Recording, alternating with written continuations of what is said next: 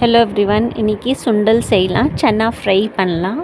அதுக்கு சுண்டல் 5 to 6 hours ஊற வச்சுடுங்க. ஒயிட் சன்னா சுண்டலை குக்கரில் போட்டு சால்ட் போட்டு தண்ணி போட்டு பாயில் பண்ணிவிடுங்க. 4 whistles எடுத்துக்கோங்க.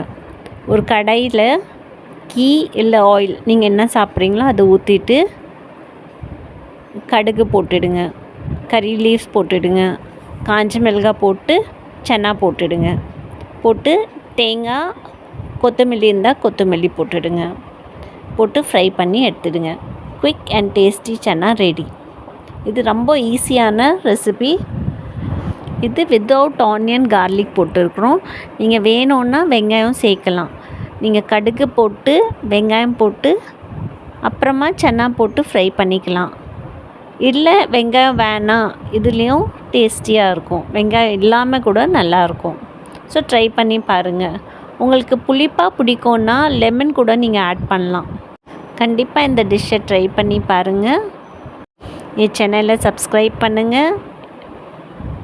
லைக், ஷேர் அண்ட் கமெண்ட் பண்ணுங்கள். யாருக்கு சன்னா பிடிக்குமோ கண்டிப்பாக ஷேர் பண்ணுங்கள்.